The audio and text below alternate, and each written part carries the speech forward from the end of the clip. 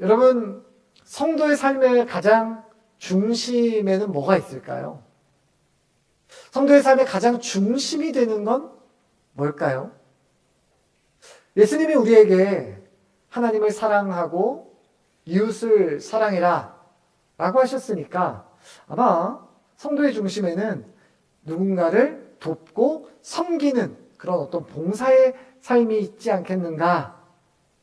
또는 우리를 교회로 부르셨으니까 우리가 함께 이렇게 성도의 교제가 우리 성도의 중심이 아닌가? 또는 그것보다는 우리가 하나님께 기도하는 것이야말로 성도의 중심이 아니겠는가 생각하실 수 있어요. 자, 그런데 여러분, 성도의 삶의 가장 중심에는 뭐가 있냐? 바로 예배가 있습니다. 예배. 특별히 우리 한국교회에서 이 예배가 차지하는 비중은 너무너무 크죠. 예배를 정말 진심으로 드릴 뿐만 아니라 우리 한국교회는 예배를 아주 특심으로 드립니다. 우리 교회만 하더라도 아침 9시에는요, 1부 예배가 있었고, 지금 이제 2부 예배 드리고요. 또 오후에는 오후 예배가 3시에 드려집니다. 또 유치부, 유초등부, 중고등부, 또 주중에 수요일에는 수요 예배, 새벽에는 매일마다 새벽 기도회, 참 많은 예배가 우리 성도들의 삶에 드려지게 되죠. 한국 교회 평균으로 봤을 땐 우리 교회가 많은 게 아닙니다. 그냥 딱 평균 정도 됩니다. 어떤 교회는 평일 저녁에도 매일마다 기도회가 있는 교회가 있고, 저희 교회는 수요예배가 저녁에만 있지만 어떤 교회는 오전에도 수요예배를 드리고 저녁에도 또 드리는 교회들이 있습니다. 예배가 정말 많아요. 자, 한국 교회에 특별히 이렇게 예배가 많은 이유가 뭔가, 우리는 왜 이렇게 많은 예배를 드리는가라고 했을 때 그 답은 하나인 것 같습니다. 바로 우리 한국교회 성도들은 예배 드리는 걸 참 좋아해서 그래요. 예배 드리는 걸 참 좋아해요. 그런데 예배를 우리가 이렇게나 드리는 걸 좋아하는데 막상 예배란 무엇인가에 대해서 명확하게 배운 기억이 그렇게 나지가 않습니다. 제가 신학교 다닐 때에도 이 예배가 정말 중요한데 예배에 대해서 아주 깊이 폭넓게 배운 기억이 그렇게 있지 않아요. 신학적으로 본다면 예배는 실천신학 안에 들어갑니다. 그러니까 실천신학 안에 한 범주예요. 실천신학 안에는 또 많은 범주들이 있기 때문에 학교에서 여러 가지를 배우다 보니까 예배를 배우기는 하지만 그렇게 긴 시간 오랫동안 깊이 배울 수가 있지가 않아요. 짧게, 간략하게 개념 정도만 배우고 넘어가는 경우가 많습니다. 제가 나중에 목사 안수를 받고 난 후에 신학 석사 과정을 하면서 그때 이제 예배학에 대해서 제가 아주 오랫동안 깊이 배우고 또 공부하면서 저도 고민하고 공부하면서 깊이 생각해 볼 기회가 그때 있었어요. 그때 제가 우리가 드리는 이 예배에 대해서 함께 생각해 보면서 우리 성도가 일평생 하나님을 예배하는데 예배하는 삶을 사는데 우리가 드리는 예배가 도대체 뭔가? 라는 질문이 제 안에 생기는 거예요. 예배가 뭔가? 지금도 우리가 예배를 드리고 있지 않습니까? 내가 예배를 지금 드리고 있는데 나에게 있어서 예배란 도대체 뭔가라는 거죠. 뭔가라는 거죠. 예배가 뭔지를 알아야 예배를 어떻게 드릴지, 또 어떤 태도로 드릴지, 어떤 마음으로 드릴지, 무엇을 준비해서 드려야 될지를 알 수 있는 것이죠. 유명한 신학자인 로버트 웨버라는 신학자가 이렇게 말했습니다. 예배란 무엇인가? 라고 이야기했을 때 예배는 하나님의 구원의 이야기다 라고 말했습니다. 예배는 하나님의 구원의 이야기다. 자, 이게 무슨 말인가? 예배란 것은 하나님이 세상을 창조하면서부터 그리고 지금 이 시간까지 이어지는 하나님이 우리를 위한, 우리를 구원하시는 그 구원의 이야기, 그것이 바로 예배다라는 거예요. 그 이야기의 중심에는 뭐가 있냐? 하나님이 우리를 향한 사랑이 있는 거죠.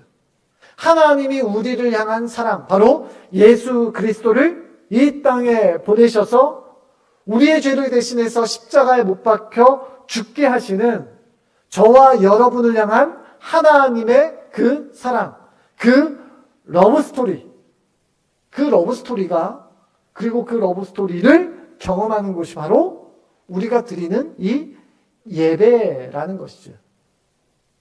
그래서 예배를 얘기할 때 그 어떠한 예배 학자들도 예배는 이런 방식으로 드려야 됩니다. 예배는 반드시 이렇게 시작해야 됩니다. 라고 말하는 학자들이 없습니다. 수많은 예배에 대해서 이야기하는 신학자들은 예배는 공통적으로 종교적인 예식이 아니다라고 이야기합니다. 형식이 아니다라고 이야기해요. 그러면서 그들이 이야기하는 것이 있어요. 우선해야 될 것이 있는데 그것이 바로 뭐냐? 하나님이 우리를 구원하신 그 구원의 사랑, 그 러브스토리가 우리의 예배 안에, 성도들 안에 경험되어야 한다라는 거죠. 때문에 야, 설교 좋네. 설교가 참 감동적이네. 아, 찬양대가 아주 수준이 있네, 이 교회는.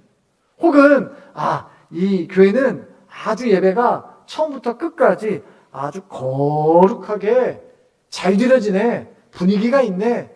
여러분, 이것이 우리가 추구해야 될 예배의 본질이 아니다라는 얘기입니다. 예배를 드리는 성도인 내가 드려지는 이 예배를 통해서 하나님이 나를 사랑하시는 그 구원의 그 크고 놀라운 사랑을 다시 한번 이 예배의 자리를 통해서 경험하는 것. 내가 그것을 놓쳤다면 다시 손에 거머쥐는 것. 그것이 내 안에 사라졌다면 그것을 내 안에 다시 회복하는 것. 여러분, 이것이 예배의 가장 중요한 열쇠다라는 겁니다. 자, 그래서 오늘 우리가 읽은 이 요한계시록 4장. 요한계시록 4장은 바로 우리가 드릴 예배를 우리에게 지금 보여주고 있는 거예요. 여러분, 요한계시록 4장 좀 더 넓게 본다면 요한계시록 전체의 주제가 뭐냐? 여러분, 그게 바로 예배입니다. 자, 요한계시록은 사도 요한이 반모섬에서 유배가 돼요. 그리고 그 유배 중에 하나님이 보여주신 환상을 기록한 것이 바로 요한의 계시록, 요한계시록입니다. 자, 요한계시록 1장부터 3장까지를 보면 소아시아의 7 교회에 대한 설명이 1장부터 3장까지 기록되어져 있어요.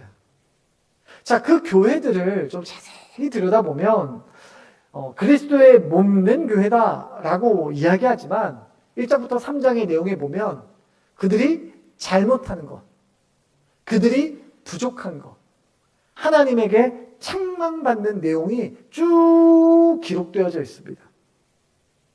그러니까 연약한 교회의 모습을 요한계시록 1장, 2장, 3장이 기록하고 있는 거예요. 자, 그 설명에 이어서 이제 4장이 딱 되니까 이렇게 시작을 하는 거죠. 자, 4장 1절인데요. 우리 같이 읽어보겠습니다. 시작.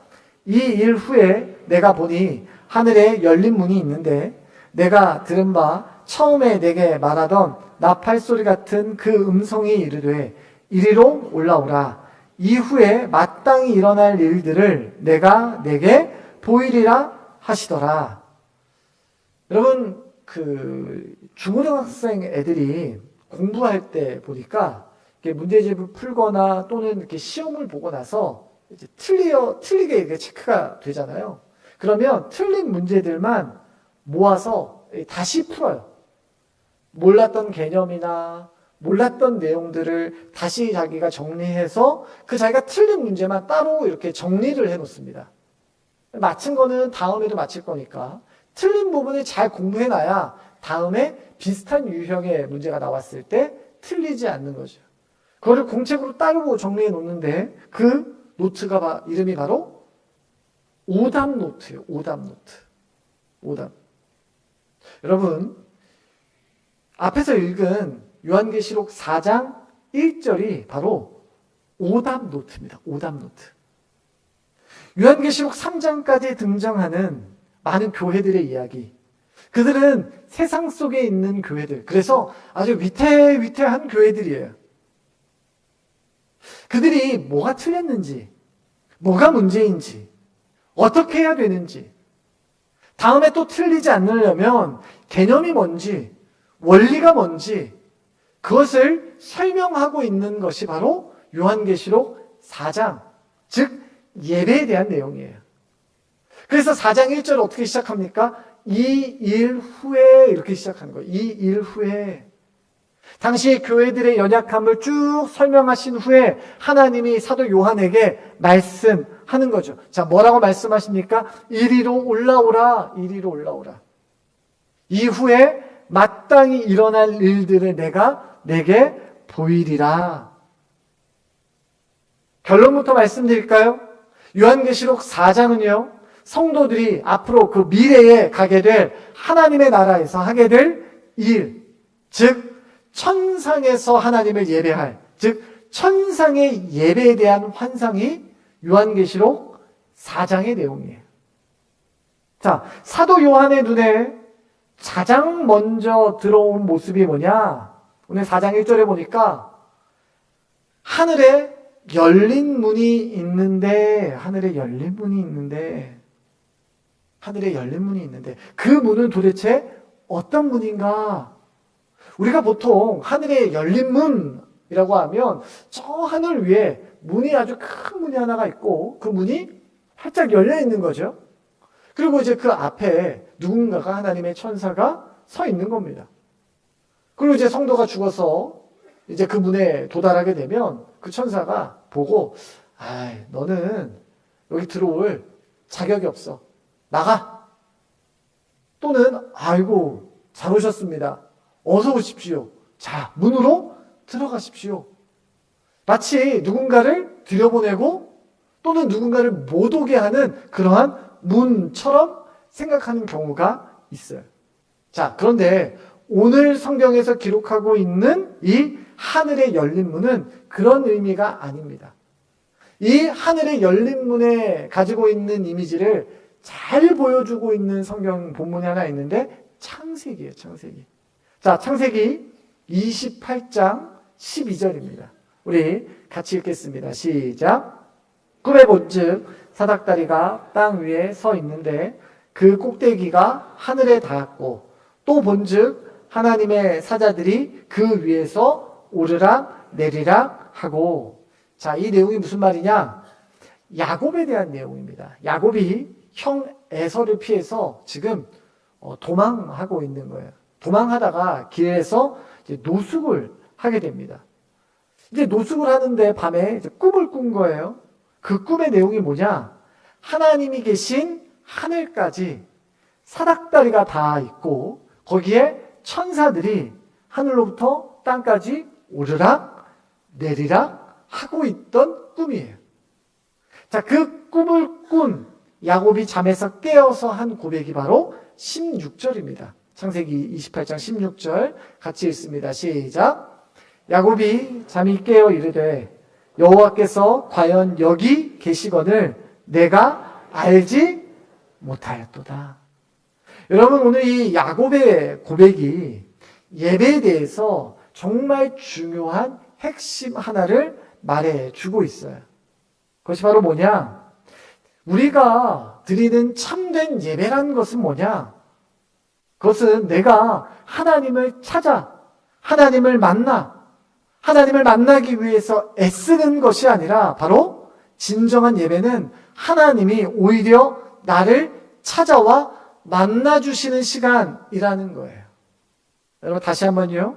내가 하나님을 찾아가 만나는 것이 아니라 누가 우리를 만나주시는 시간이라고요? 하나님이 나를 만나주시는 시간이 바로 예배예요. 하늘에 오르락 내리락 하는 사다리를 통해서 사다리로 올라갈 뿐만 아니라 하나님이 그 사다리로 내려오셔서 이 땅에 있는 우리들을 만나 주시는 것이죠. 여러분 이것이 바로 예배의 중요한 개념이에요.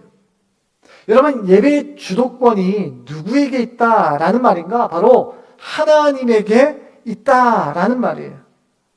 여러분 요한계시록 4장 1절 하나님이 요한에게 뭐라고 말씀하셨어요? 이리로 올라오라. 그 다음에 뭐냐? 내가 너에게 보여주겠다는 거예요. 내가 너에게 보여주겠다. 천상의 예배, 내가 하나님께 드릴 그 천상의 예배를 너가 한번 잘 봐라 라는 것이 아니라 내가 너에게 보여주겠다. 예배의 주체는 내가 아니라 하나님이시다 라는 거예요. 여러분 예배의 주체가 내가 아니다 라는 말은 무슨 말일까요? 여러분 저를 한번 따라해 볼까요? 예배는, 다시 한번, 예배는 내 만족을 위해 드리는 것이 아닙니다. 여러분 예배는 나의 만족을 위해서 드리는 것이 예배가 아니라는 거예요. 여러분 종종 우리가 예배를 어떤 무슨 심리치료처럼 생각하시는 분들이 계세요. 뭔가 이 거룩한 분위기가 나는 교회에 앉아 있으면 뭔가 마음이 좀 편안해지고 아주 좀 안심이 돼서 나는 그래서 예배드립니다. 여러분 내가 내 마음의 평안을 얻기 위해서 내가 뭔가를 소유하기 위해서 얻는 것이 예배가 아니라는 거예요. 자, 두 번째로 저를 한번 따라해 볼까요? 예배는 보는 것이 아닙니다. 여러분 성도님들 중에 종종 예배 보러 간다라는 분들이 계세요. 물론 그것이 어떤 표현이겠죠. 예배를 드린다라는 표현이긴 할 텐데 여러분 우리가 자칫 예배를 보고 있지는 않는지, 다른 말로 하면 예배를 구경하고 있지는 않는지 여러분 우리 스스로 돌아보아야 되는 거예요. 영화관처럼 편안한 의자에서 잘 짜여진 순서에 따라서 구경하듯이 예배를 보는 것, 여러분 이것은 예배의 본질일 수 없습니다. 아주 경건한 분위기에서 잘 짜여진 순서로 세련된 설교가 들어진다고 해서 그 예배는 참 좋은 예배고, 좋지 않은 환경에서 투박한 말씀인 나쁜 예배다? 여러분 그렇지 않다라는 거예요. 여러분 예배 설교가 내게 감동이 되면 내 안에 울컥하는 어떤 감정이 있으면 그건 좋은 예배고, 내가 아무런 느낌이 없다, 이것은 뭐 시시한 예배다? 여러분 이거는 예배를 크게 오해하신 겁니다. 여러분 물론 어떤 예배 분위기나 또 준비된 찬양팀이나 또는 설교나 물론 중요하죠. 여러분 그런데 정말 중요한 게 뭐예요? 정말 우리가 집중해야 될 게 뭡니까? 하나님이 지금 이 시간 이 땅에 내 안에 찾아오셔서 나를 만나주시는 기쁨. 그래서 예배의 초점은 어디에 맞춰 있냐? 내가 받은 구원의 기쁨에 맞춰 있는 거예요. 여러분 그 구원의 기쁨을 누구만이 주실 수 있습니까? 오직 하나님만이 저와 여러분에게 주실 수 있는 것이죠. 여러분 그래서 성도는 하나님이 나를 구원하시기로 작정하시고 또 예수 그리스도의 그 십자가의 사랑으로 그 완성하신 그 구원의 기쁨에 우리가 동참하는 것, 내가 그 구원의 기쁨과 감사 그리고 그 감격에 동참하는 것이 바로 예배예요. 여러분 그렇게 보면 예배에 반드시 필요한 게 뭐냐? 구원의 감격이 필요한 거예요. 구원의 감격이. 구원의 감격이 없다면 예배가 냉랭해질 수밖에 없는 거예요. 내 안에 구원의 감격이 없다면 그 예배는 그냥 구경할 수밖에 없는 거죠. 여러분, 구원은 내가 이루는 것이 아닙니다. 하나님이 내게 주시는 선물이에요. 때문에 예배의 주인이신 하나님, 그 하나님이 베푸신 그 은혜의 잔치에 내가 참여하는 것, 이것이 바로 예배예요. 이것이 가지고 있는 중요한 예배의 개념이죠. 사랑하는 성도 여러분, 이 시간 우리가 다시 한번 우리의 스스로를 점검했으면 좋겠습니다. 나는 예배를 드리는 것이, 하나님께 드리는 것이 정말 기쁘고 행복한 일인가? 내가 하나님 안에서 그 기쁨을 내가 누리고 있는가? 세상에 수많은 짐들이, 세상의 파도가 내게 있을 수 있죠. 그런데 내가 세상의 파도 한복판이라 하더라도 내가 예배하는 이 자리에 앉아서 하나님을 예배할 때 내 세상의 모든 짐들을 다 내려놓고 다시 세상으로 나갈 힘을 내가 이곳에서 얻는가? 하나님이 나와 함께 하시지. 하나님 나 구원하셨지. 하나님이 나를 여전히 붙들고 계시지. 그러는데 내가 왜 이렇게 걱정했을까? 뭐가 걱정이야? 나 다시 한번 힘내야지. 내가 다시 한번 도전해야지. 이러한 믿음의 결단이 예배를 통해서 일어나는가? 설사 내가 하나도 기쁨이 없는 하루하루를 산다 할지라도 이 예배 안에서 기쁨의 근원 대신 하나님이 주시는 그 기쁨을 내가 누리고 있는가? 여러분, 그래서 어떤 학자는 예배를 가르쳐서 우리를 회복시키기 위한 하나님의 거룩한 낭비다 라고 설명했습니다. 하나님이 우리를 위해서 자신을 낭비하시는 것이 바로 예배라는 거예요. 우리를 회복시키기 위해서. 여러분, 반대로 뭐가 되겠습니까? 우리가 하나님의 기쁨이 되기 위해서 기꺼이 낭비하는 건 역시 예배예요. 우리의 시간을, 나의 열정을, 나의 감정과 우리의 물질까지도 기꺼이 기쁨으로 하나님께 드리는 시간, 세상의 그 무엇과도 바꿀 수 없는 기쁨의 시간, 그것이 바로 우리가 드리는 예배의 본질인 것입니다. 여러분, 예배의 본질을 붙들고 그 예배의 기쁨을 누리며 하나님을 경배하는 여러분의 삶 되시기를 주님의 이름으로 축원합니다. 여러분, 계속해서 2절과 우리 한번 3절 말씀 한번 읽어보겠습니다. 시작. 내가 곧 성령에 감동되었더니 보라,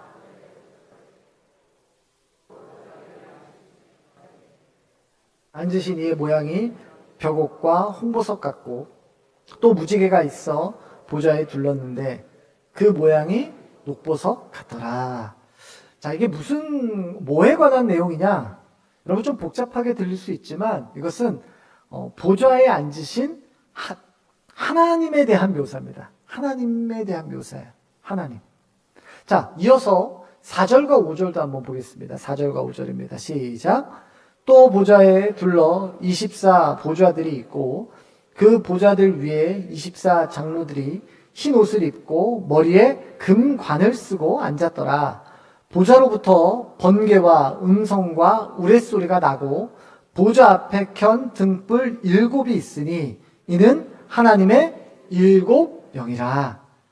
자, 하나님이 앉으신 보좌 주위에 24 보좌가 있고 그 보좌에는 24 장로들이 있습니다. 그리고 그 하나님이 앉으신 보좌 앞에는 하나님의 영을 상징하는 7 등불이 있어요. 야, 이게 도대체 무슨 말인가 하는 거죠. 자, 좀 이해하기 쉽지 않지만 좀 다음까지 해서 이어서 보도록 하겠습니다. 다음도 조금 어려워요. 자, 6절과 7절이에요. 같이 읽습니다. 시작. 보좌 앞에 수정과 같은 유리바다가 있고 보좌 가운데와 보좌 주위에 4 생물이 있는데 앞뒤에 눈들이 가득하더라. 그 첫째 생물은 사자 같고 그 둘째 생물은 송아지 같고 그 셋째 생물은 얼굴이 사람 같고 그 넷째 생물은 날아가는 독수리 같은데. 여러분, 우리가 이런 말이 있어요. 나무를 보지 말고 숲을 보라 라는 말이 있습니다.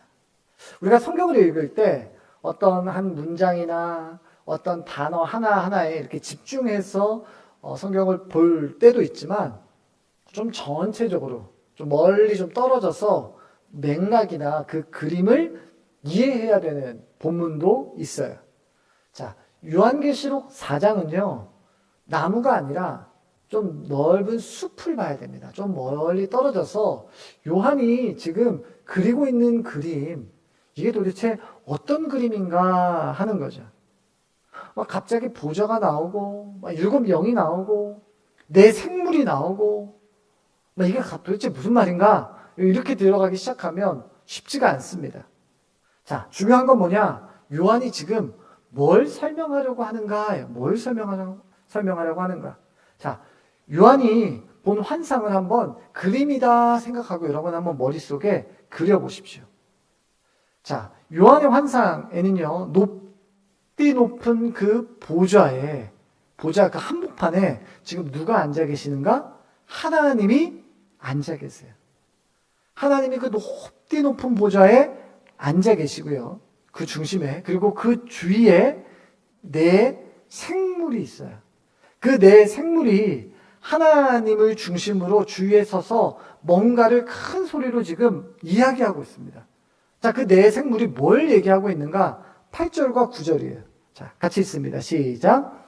네 생물은 각각 6 날개를 가졌고 그 안과 주위에는 눈들이 가득하더라.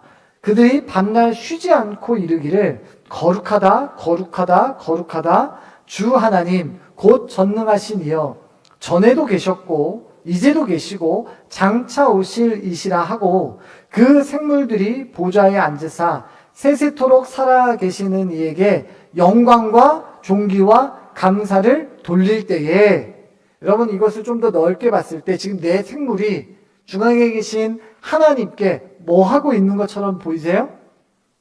예배하고 있는 것처럼 보이지 않으세요? 거룩하다 거룩하다 거룩하다 주 하나님 하면서 지금 예배하고 있는 거예요.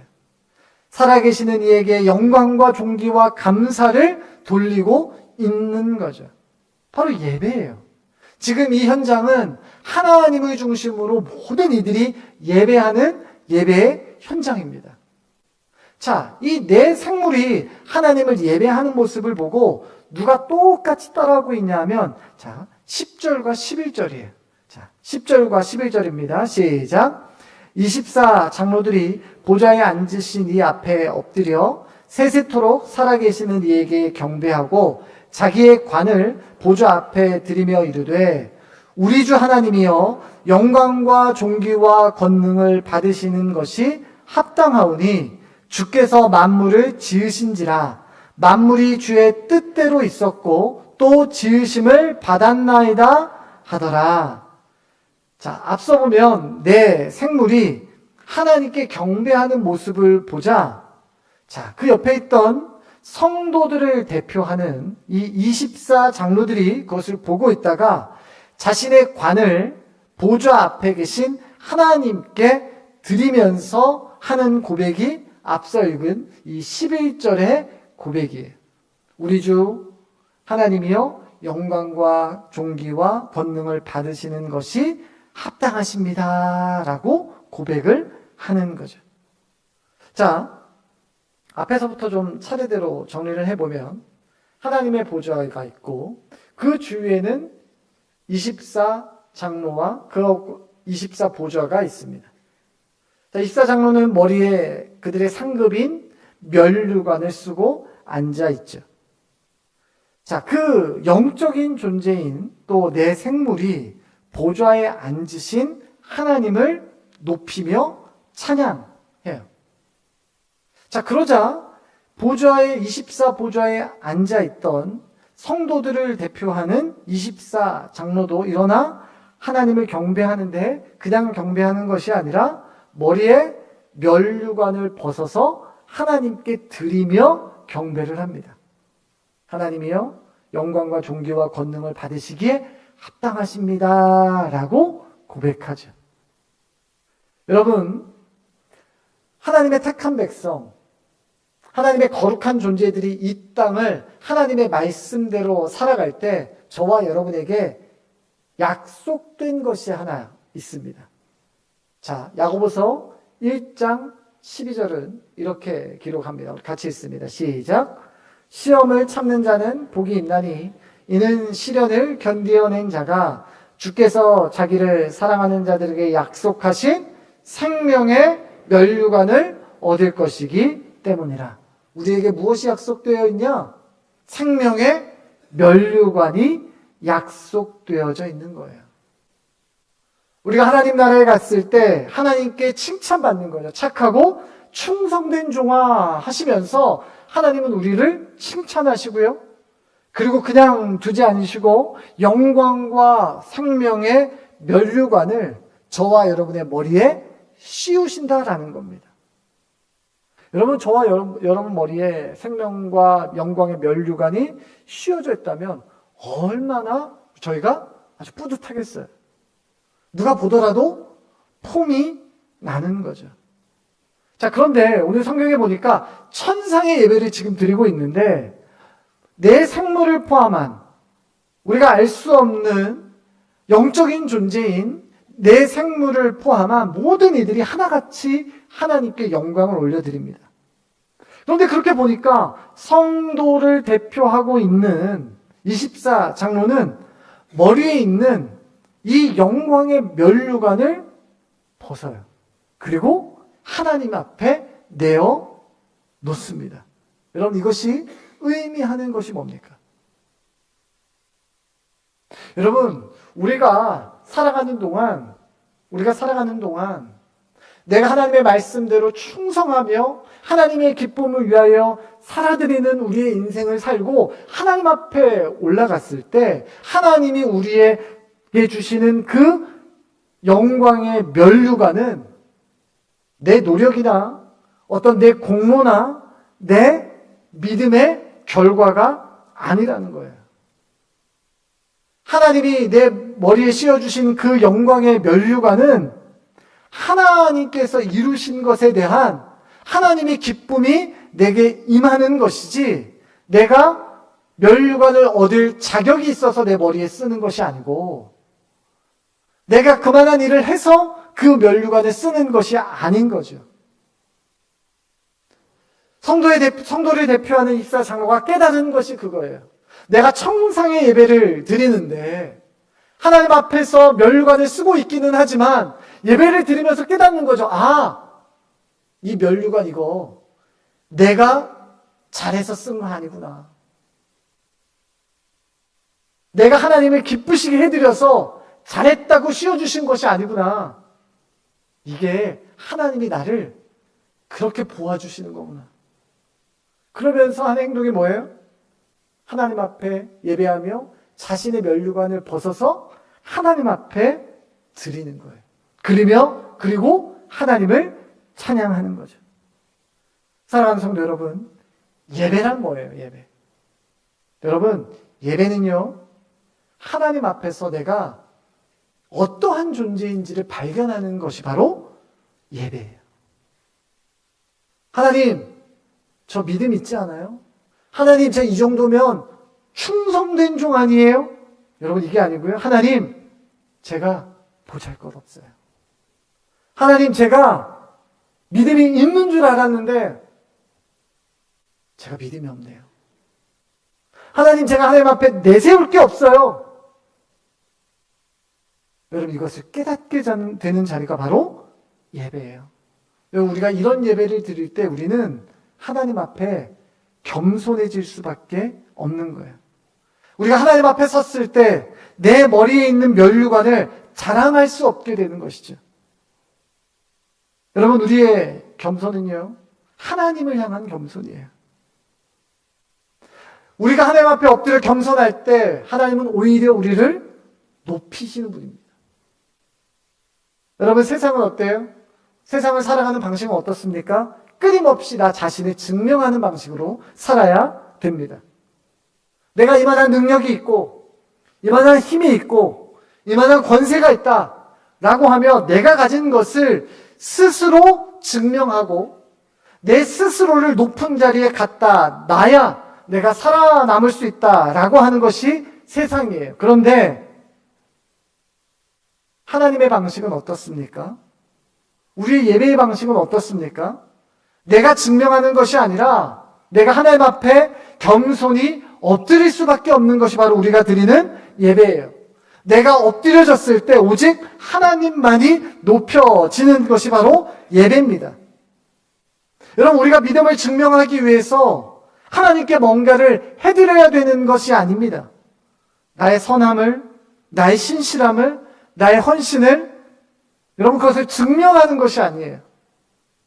예배는 하나님 앞에서 겸손히 하나님의 은혜를 구할 때 하나님이 나를 회복시키는 그 회복을 경험하는 것이 바로 예배예요. 사랑하는 성도 여러분, 여러분은 그러한 예배를 드리고 계십니까? 하나님, 제가 하나님 앞에 내세울 것이 없습니다. 하나님이 나를 들어주시지 않으면 저는 한없이 낮은 존재일 수밖에 없습니다. 여러분, 이렇게 하나님 앞에 고백할 때 우리는 하나님이 우리를 높이시는, 그래서 하나님의 그 구원의 기쁨에 동참하는 은혜를 누리게 되는 것입니다.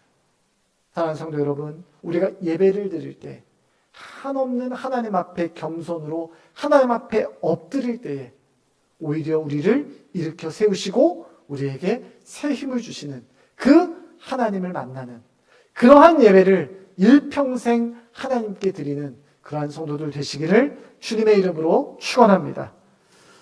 이 시간 우리 찬양하도록 하겠습니다.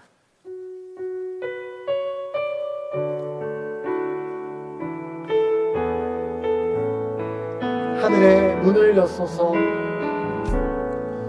하늘의 문을 여소서, 이곳을 주목하소서. 주를 향한 노래가 꺼지지 않으니 하늘을 열고 보소서. 이곳에 임재하소서. 주님을 기다립니다. 기도의 향기가 하늘에 닿으니 주여 임재하여 주소서. 이곳에 오셔서 이곳에 앉으소서. 이곳에서 드리는 예배를 받으소서. 주님의 이름만이 오직 주의 이름만 이곳에 있습니다. 하늘의 문을 여소서, 하늘의 문을 여소서. 이곳을 주목하소서. 주를 향한 노래가 꺼지지 않으니 하늘을 열고 보소서. 이곳에 임재하소서. 주님을 기다립니다. 기도의 향기가 하늘에 닿으니 주여 임재하여 주소서. 이곳에 오셔서 이곳에 앉으소서. 이곳에서 드리는 예배를 받으소서. 주님의 이름만이 오직 주의 이름만 이곳에 있습니다. 이곳에 오셔서 이곳에 앉으소서. 이곳에서 드리는 예배를 받으소서. 주님의 이름만이 오직 주의 이름만 이곳에 있습니다. 이곳에 오셔서 이곳에 오셔서 이곳에 앉으소서. 이곳에서 드리는 예배를 받으소서. 주님의 이름만이 오직 주의 이름만 이곳에 있습니다.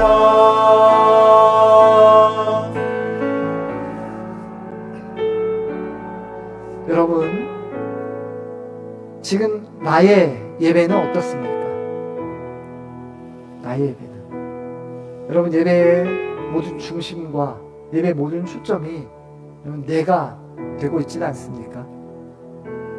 예배가 마치 어떤 종교 예식처럼, 또는 영혼의 만족을 위한, 내 마음의 평안을 얻기 위한 어떤 도구처럼 여러분 그렇게 전락하고 있지는 않습니까? 여러분, 예배는 하나님이 나를 구원하신 구원의 기쁨을 회복하는 것이 바로 예배입니다. 또한 내가 세상에서 무기력하기에, 무능력하기에 하나님 앞에 모든 것을 벗어놓고 하나님의 은혜를 구하며 겸손하게 주님을 부르짖는 자리가 바로 예배입니다. 여러분, 이 시간 우리가 기도할 때에 하나님, 내가 예배를 드림으로 구원의 기쁨이, 구원의 감동이, 감격이 내 안에 가득하게 하여 주시옵소서. 세상의 환경이 그것을 사라지게 만들지 못하는 영원한 하나님의 그 구원한 기쁨이, 구원의 기쁨이 내 안에 가득 차게 하여 주시옵소서. 또한 감정이 아니라 진리로 하나님을 예배하게 하시고 나의 전부를 드려 오히려 나를 은혜로 채우시는 하나님께 겸손히 예배하는 시간 되게 하여 달라고, 일평생 이러한 예배를 드리는 자 되게 하여 달라고 이 시간에 우리 주님 이름 한번 찾고 같이 한 목소리로 기도합니다. 주여